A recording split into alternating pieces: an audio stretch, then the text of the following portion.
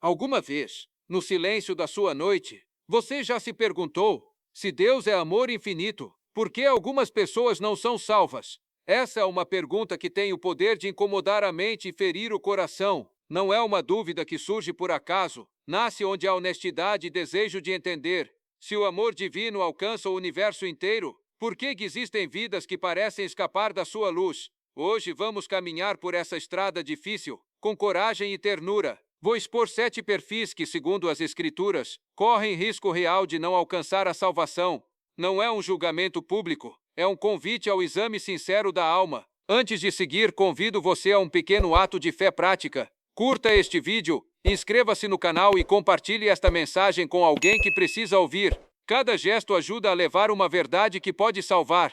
E agora respire fundo, feche os olhos por um segundo, não para fugir do mundo, mas para se preparar a olhar para a verdade com o coração aberto. Um ponto de partida. Deus quer que todos sejam salvos. A Bíblia é clara e eternamente enfática. Deus deseja que todos sejam salvos e cheguem ao conhecimento pleno da verdade. Essa é a consoladora tônica da revelação. Um Criador que busca, que chama e que ama. Mas as Escrituras não se detêm apenas na oferta divina. Também expõem a condição humana, a responsabilidade e as consequências de escolhas livres. A tensão entre a soberania do amor eterno e a liberdade humana é um dos grandes mistérios da teologia e também das nossas vivências. Quando consideramos o drama da salvação, precisamos entender duas coisas ao mesmo tempo. Primeiro, o amor infinito de Deus que deu o seu Filho, e segundo, a seriedade da santidade divina que não anula nem compromete a sua própria justiça. O Evangelho não é um enigma que contradiz a razão, é uma verdade que chama a resposta.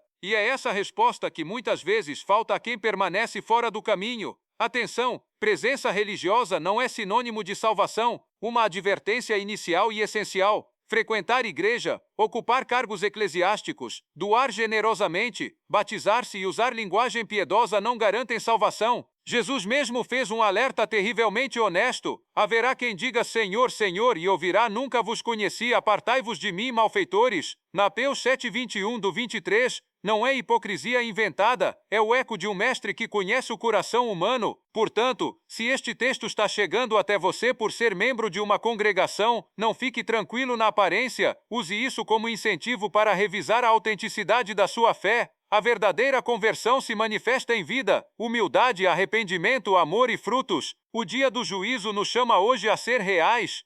Agora, com coração sereno e mente atenta, vamos enumerar os 7 perfis que as Escrituras apontam como perigosos para a salvação. Ao apresentar cada perfil, não quero criar medo paralisante, mas sim uma vigilância amorosa. O Evangelho busca salvar, e a palavra de advertência para despertar.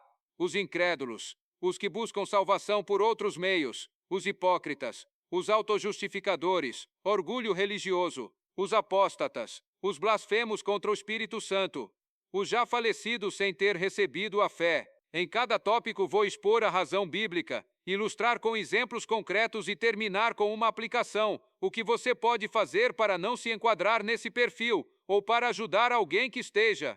E os incrédulos, o perigo mais direto. Quem são? Simples e doloroso. São aqueles que não creem que Jesus, o Filho de Deus, nasceu, morreu e ressuscitou pelos pecados do mundo. Não é uma incredulidade acadêmica, é uma recusa da realidade que perdoa. João 3,16 resume a centralidade da fé. Porque Deus amou o mundo de tal maneira que deu o seu Filho, para que todo aquele que nele crê não pereça, mas tenha a vida eterna. Se você nega por qualquer razão a obra salvífica de Cristo, por orgulho intelectual, por ofensa emocional ou por conveniência moral, então a vida eterna, tal como a Escritura a descreve, não se abre, porque a incredulidade é tão perigosa, porque ela rejeita a ponte. Imagine que uma cidade distante está cercada por um rio mortal. Deus ergue uma ponte de graça, Jesus. Recusar a ponte é escolher permanecer distante, não porque Deus anula o amor, mas porque a pessoa, por sua própria escolha, rejeita o único caminho oferecido. Aplicação prática. Se você está lutando com dúvidas, saiba que perguntas honestas não o excluem. Ao contrário, a dúvida bem colocada pode levar à busca. Leia, estude, peça que lhe mostrem as evidências do Evangelho, peça a Deus que abra os olhos da fé. A fé muitas vezes nasce da busca sincera. 12. Os que buscam salvação por outros meios, o engano do fazer. Alguns acreditam que podem construir uma ponte alternativa, méritos pessoais, obras religiosas, rituais impecáveis, filantropia, linhagem familiar ou posições sociais. A Escritura é clara, não há outro nome pelo qual devamos ser salvos senão Jesus. Atos 4:12. A tentação humana de substituir fé por obras é antiga. Adão e Eva acreditaram que poderiam ser como deuses, por seus próprios meios. Hoje, muitos ainda empreendem essa busca por autopromoção espiritual. O perigo está em confundir moralidade com justificação. Boas ações são desejáveis, são frutos de uma vida transformada, mas quando se tornam instrumento para ganhar status diante de Deus, tornam-se ilusão. A salvação não é uma recompensa por um currículo de boas obras, é um presente oferecido àqueles que reconhecem sua necessidade. Ilustração: pense numa sala de cirurgia. O paciente não pode fazer sua própria cirurgia para se curar, ele precisa do médico. Da mesma forma, o pecador não pode operar a si mesmo, precisa do médico divino, que é Cristo. Aplicação prática: se você se esforça para merecer Deus por meio de disciplina moral, pare e pergunte: minha motivação é amor ou medo? Busque a fé que aceita o presente da graça e permita que as boas obras fluam como fruto, não como moeda de troca. 3. Os hipócritas: aparência sem transformação.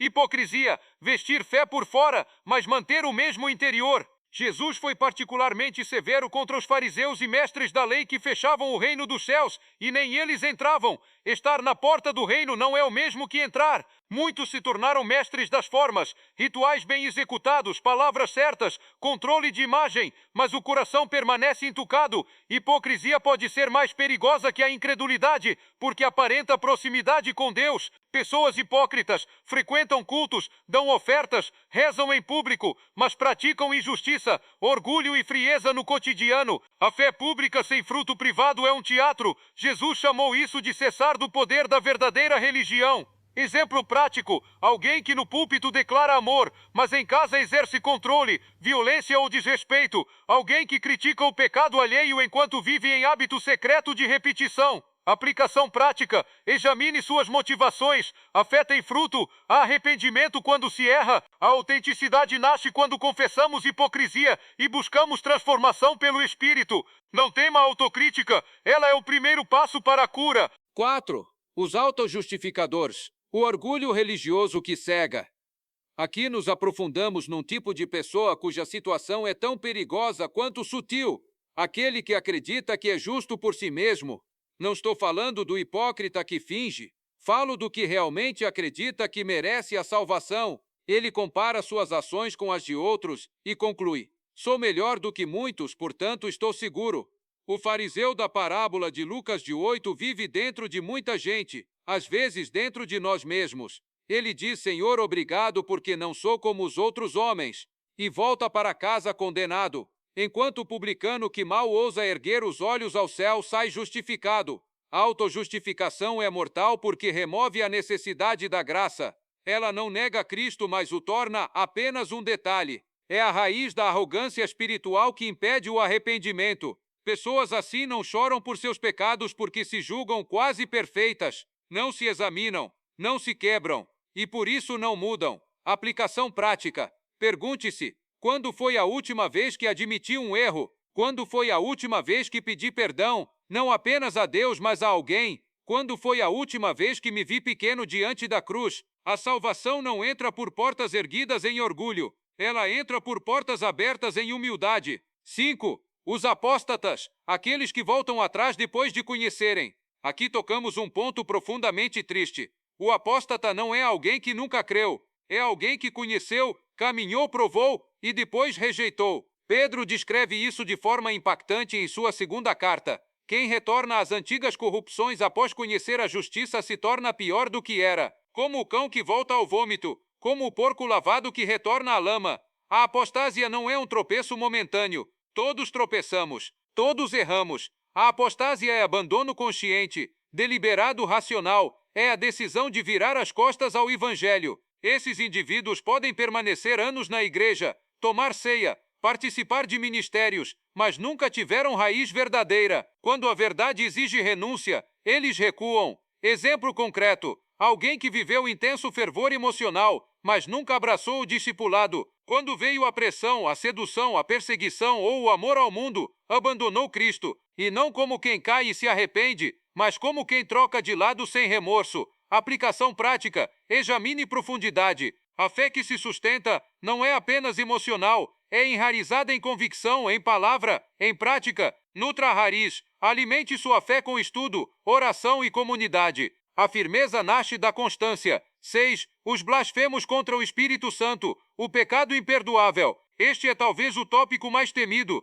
Jesus afirma que todo pecado será perdoado, exceto a blasfêmia contra o Espírito Santo. Mas o que isso significa? Significa atribuir ao mal aquilo que é obra do Espírito. Significa rejeitar, de forma obstinada, a ação do Espírito que convence, chama e ilumina. É endurecer o coração até o ponto de considerar o divino como maligno. Não é uma frase dita no momento de raiva, não é uma dúvida dolorosa, é um estado contínuo de rejeição consciente. É olhar para a obra do Espírito, reconhecer que é obra dele, e ainda assim chamá-la de engano, mentira ou ilusão. Alguns zombam, fazem piadas, ridicularizam manifestações espirituais sem reverência, sem discernimento. Isso é mais grave do que parece. O Espírito Santo é Deus, e zombar dele no coração é zombar da própria vida. Aplicação prática: cultive reverência. Avalie seus ambientes, suas conversas, seus conteúdos. Honre o Espírito com temor, prudência e humildade. E se você teme ter cometido essa blasfêmia, saiba que esse próprio temor já é sinal de que o seu coração ainda está sensível.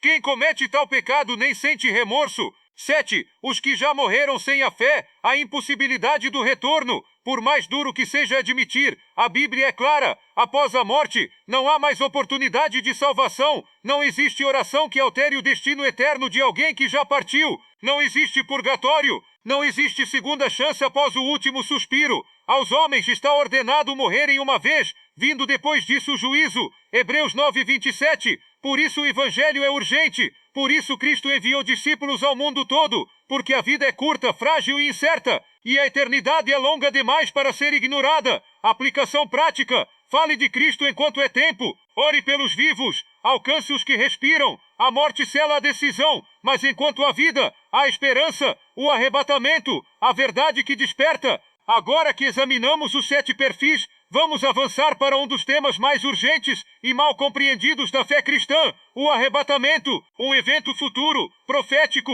glorioso e inevitável. A Bíblia revela 3 certezas: ele acontecerá, ele será repentino, ele será seletivo, somente para os que são de Cristo. O que é o arrebatamento? É o momento em que todos os crentes fiéis serão retirados da terra, encontrando o Senhor nos ares. Essa retirada envolve transformação, ressurreição dos mortos em Cristo, glorificação e reunião com Jesus. Não é metáfora, não é alegoria, é promessa. Ele vem num piscar de olhos. Não haverá anúncio, não haverá aviso prévio, não haverá tempo para a última revisão. Diferença entre arrebatamento e segunda vinda. Muitas pessoas confundem os dois eventos, mas são distintos. Arrebatamento: Jesus vem nos ares, não à terra. Ele vem buscar a igreja.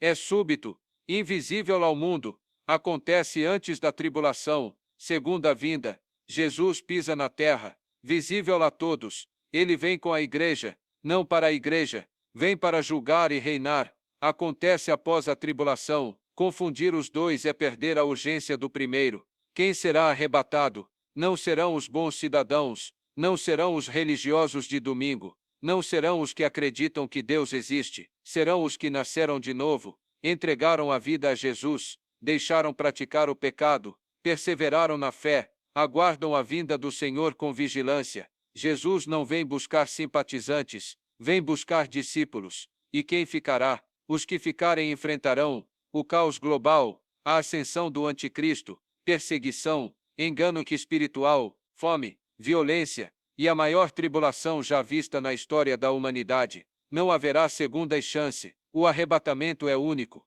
Os mortos em Cristo, a esperança dos que partiram na fé. Se você perdeu alguém que amava a Jesus, saiba, essa pessoa não está em desvantagem. A Escritura diz que os mortos ressuscitarão primeiro. Eles experimentarão a ressurreição antes de nós, e juntos, eles e nós, nos encontraremos com o Senhor no ar. É por isso que o Evangelho consola. É por isso que a fé fortalece. A morte não é o fim, é a porta para a eternidade. Como se preparar para o arrebatamento? Agora entramos na parte mais prática e transformadora deste vídeo. Se o arrebatamento pode acontecer a qualquer momento, como posso estar pronto? A Bíblia nos oferece 4 pilares de preparação: fé viva, entendimento bíblico, comunhão genuína, vida de oração, fé viva, não apenas crença intelectual. A pergunta de Jesus ecoa até hoje: quando o Filho do Homem vier, encontrará fé na terra? Fé não é pensamento positivo, não é esperança vaga, fé é confiança profunda,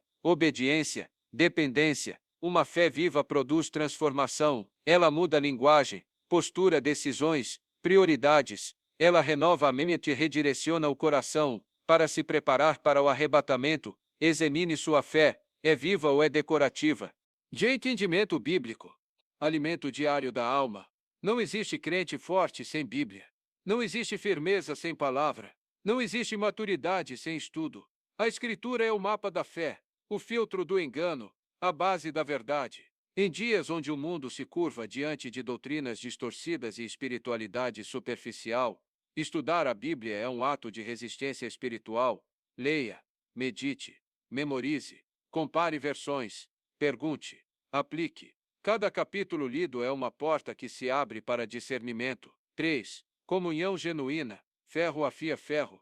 A solidão espiritual é a armadilha do inimigo. A comunhão é fortaleza do crente. Andar com pessoas que amam Jesus fortalece sua vigilância, sua fé, sua disciplina. A comunidade corrige, apoia, ensina, edifica e protege. Quem se isola enfraquece. Quem caminha junto amadurece. 4. Vida de oração. A respiração da fé. Orar não é cumprir protocolo. Orar é viver ligado ao céu. A oração sustenta quando o mundo desaba. Ela alerta quando a alma adormece. Ela ilumina quando a mente confunde. Ela sustenta quando a tentação aperta. A oração mantém você desperto quando tantos estão dormindo espiritualmente. Pergunte-se: quanto tempo eu falo com Deus por dia? Quanto eu ouço Deus? Quanto eu dependo de mim e quanto eu dependo dele?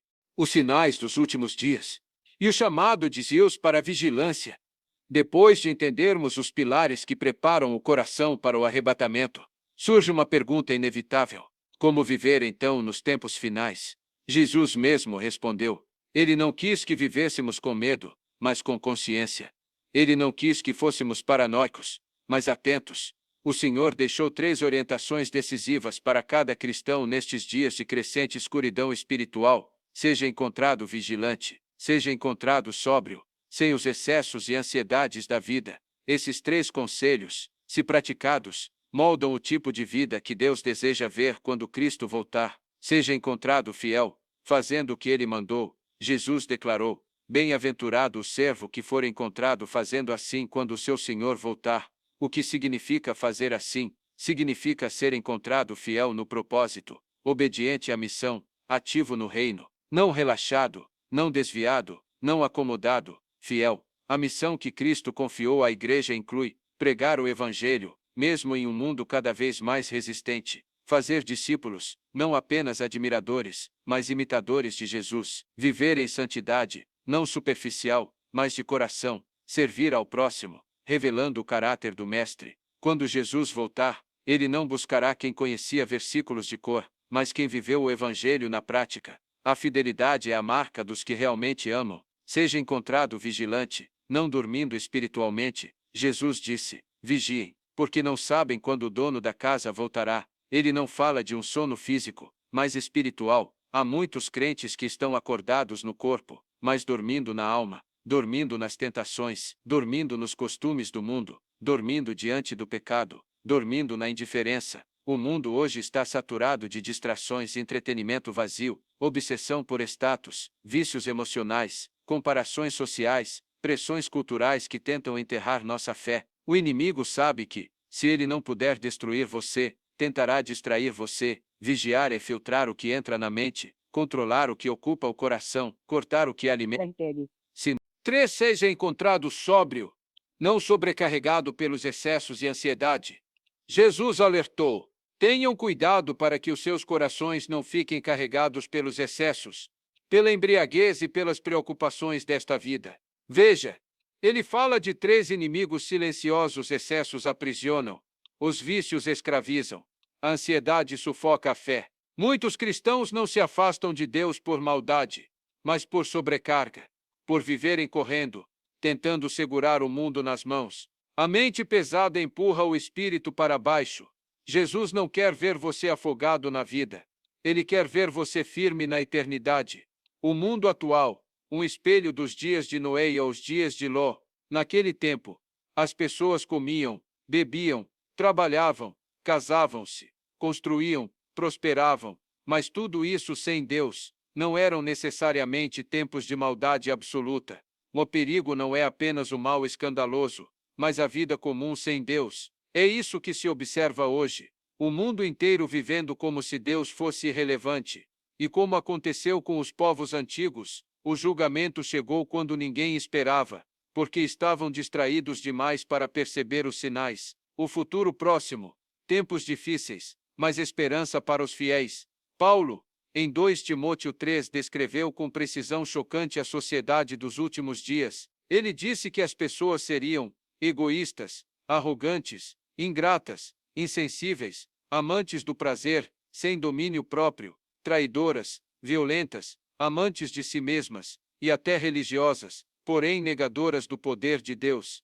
Essa descrição não parece um retrato distante, parece o cotidiano, parece as manchetes, parece as redes sociais, parece o currículo moral da humanidade hoje. Mas Paulo não nos deixou sem orientação. Afaste-se dessas pessoas, ele diz, para não imitarmos o mundo, não nos moldarmos às suas práticas, não abraçarmos seus valores. Ser cristão hoje é remar contra a corrente, mas é isso que a salvação exige: o julgamento, a porta final da eternidade. E agora chegamos ao ponto mais decisivo de toda esta mensagem: o julgamento. Hebreus 9:27 declara: aos homens está ordenado morrerem uma vez, vindo depois disso o juízo. Não existe reencarnação, não existe segunda vida, não existe retorno, não existe revisão de sentença. Existe morte, e existe juízo, e diante do tribunal de Cristo, o que definirá o destino eterno? Não sua reputação, não sua filantropia,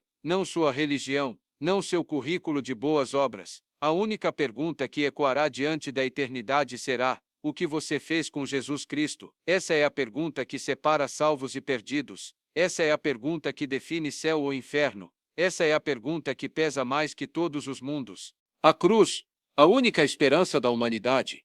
Chegamos ao coração da fé cristã. Pouco importa se você entendeu teologia, escatologia ou simbolismo, sem a cruz, nada disso salva. A cruz revela 3 verdades eternas: a gravidade do pecado, a grandeza do amor divino, a impossibilidade de salvação sem Cristo.